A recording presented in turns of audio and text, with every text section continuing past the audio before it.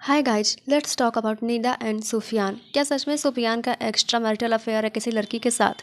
और क्या सच में निदा और सुफियान का डिवोर्स हो चुका है?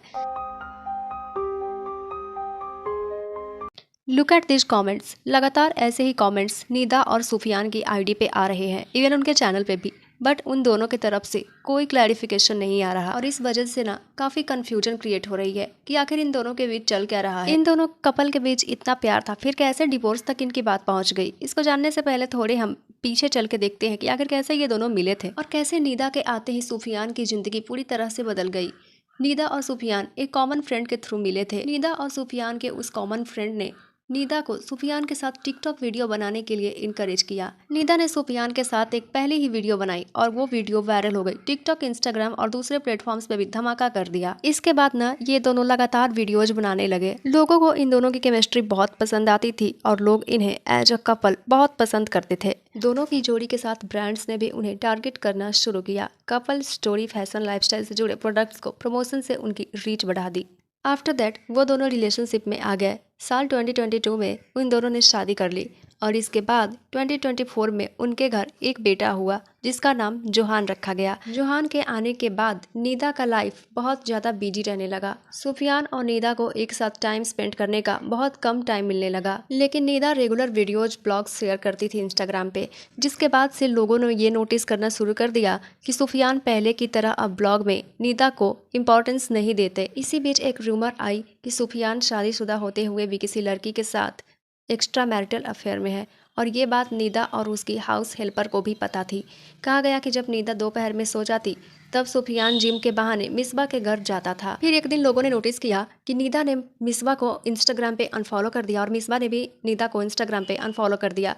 इसके बाद लोगों के बीच ये अफवाह उड़ी कि सुफियान मिसबा के साथ रिलेशनशिप में है, लेकिन लोग जैसा सोच रहे थे वैसा बिल्कुल भी नहीं था। एक्चुअली सुफियान का चक्कर किसी रुबीना सिद्दीक नाम की लड़की के साथ था।